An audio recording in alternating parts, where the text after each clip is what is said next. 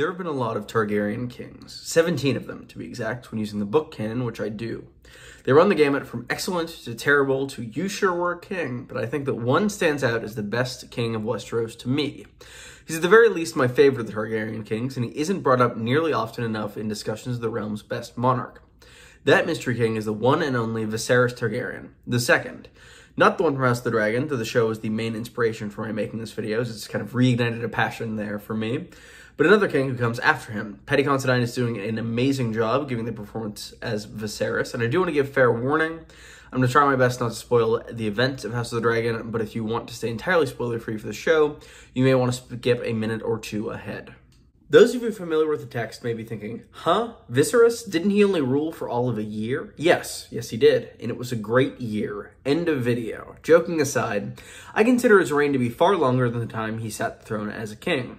Also, if you're at all familiar with the source material, you're likely very surprised that my answer is Not Jaehaerys. We will get to both of those things in good time. On to Viserys' tragic backstory.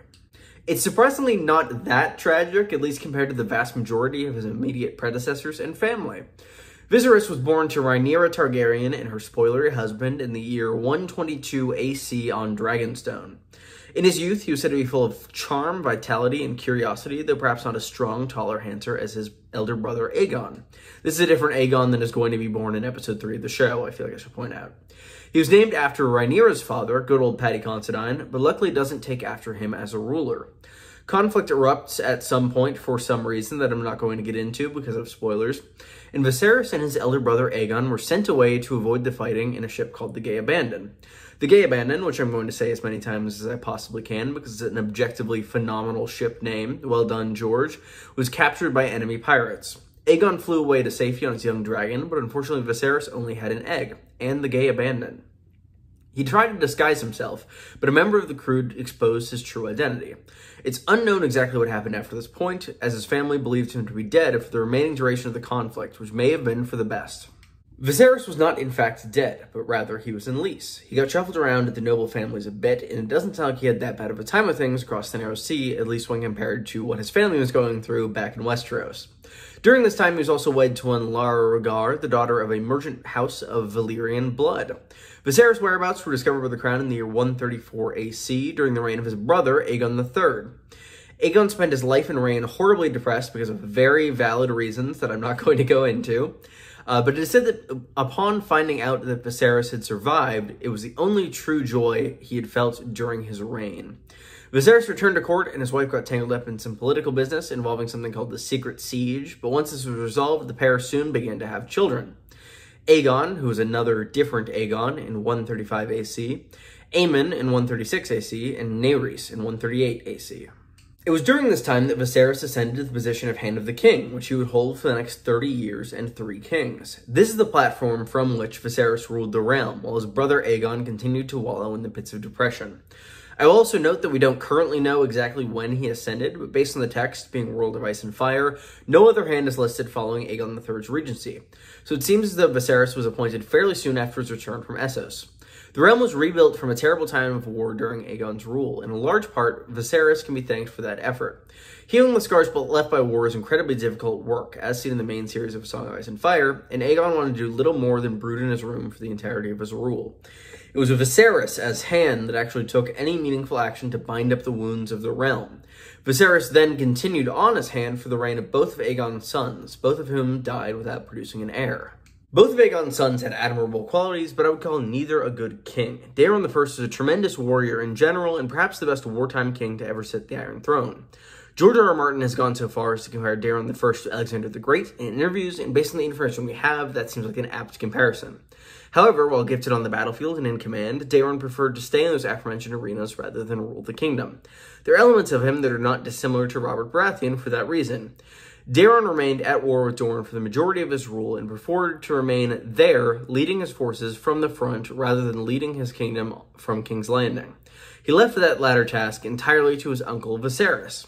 His continual wars with Dorne were waged in the hopes that Westeros would be wholly united and ruled by his dynasty, which succeeded briefly before Dorne left the fold as quickly as it had joined it.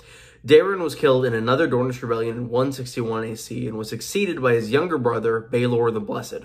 Baelor I is one of the most popular kings of the common folk of Westeros, in large part due to his piety. He started his rule by walking to Daeron in order to attempt to negotiate a peace. Miraculously, he made it and was able to parlay with the Martell prince. This peace centered upon a marriage, but I do not believe that this marriage was Baelor's idea. Viserys' only grandson, Daeron, was married to the daughter of House Martell, finally incorporating Dorne into the Seven Kingdoms once and for all. If there's one thing that Baelor proved time and time again throughout his reign, it was that he had no mind nor consideration for political decision.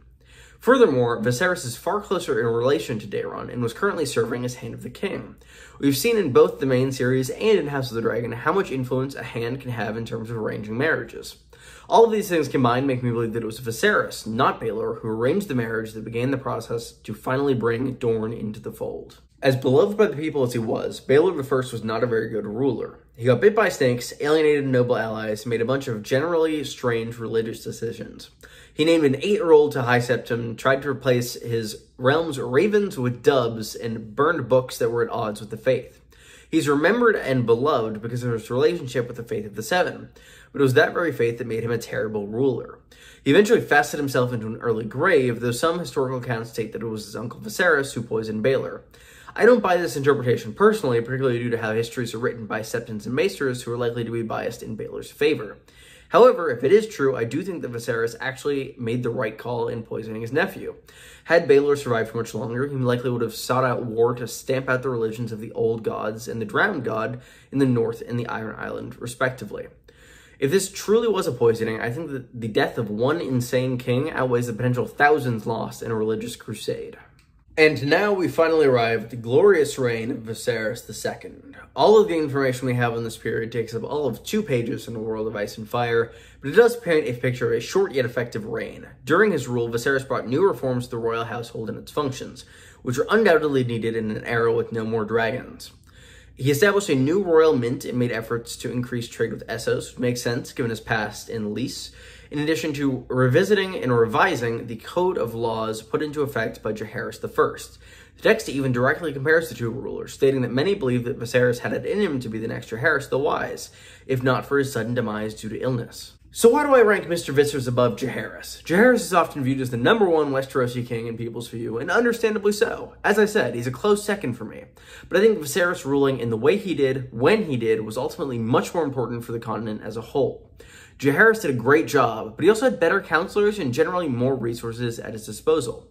The realm was recovering from Maegor, sure, and he had some problems in the early years of his reign, like plague, but overall I think things stabilized fairly well and remained that way. What's more, Jaehaerys had dragons. If anybody disagreed with anything he or his dynasty did, he could come down on Vermithor and give them 2 reasons that they now agreed with him, namely fire, followed subsequently by blood.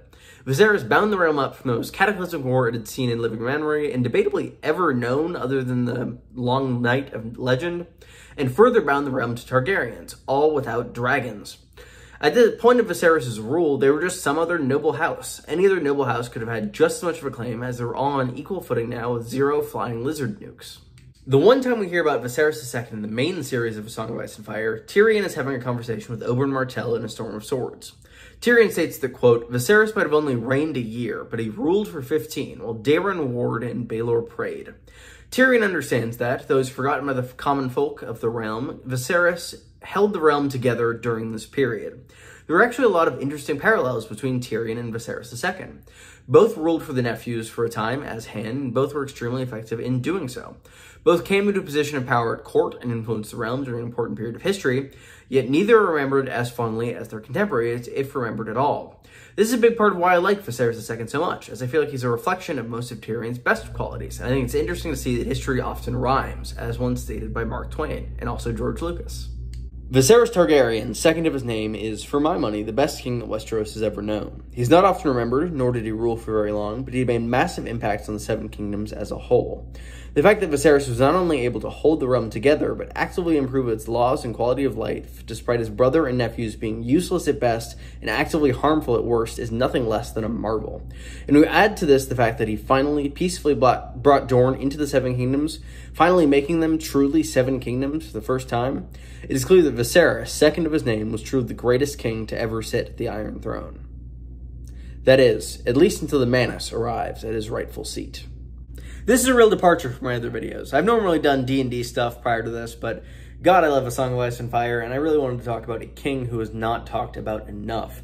I hope that you all are enjoying House of the Dragon as much as I am. If you enjoyed this, be sure to let me know. I'd love to make more stuff on A Song of Ice and Fire, on House of the Dragon, on whatever, as it is just a topic that has fascinated me for well over 6 or 7 years at this point, albeit that's not a very long time in this fan base, as it's been longer than that since Dance with Dragons is released, but hopefully Winds is coming soon. We shall see. Thank you all for watching. Be sure to subscribe if you enjoyed this. Leave a like, comment below what you think of Viserys II, or how wrong you think I am and who might be the correct king. But yeah, thank you all for watching. I hope you have a good one. Bye.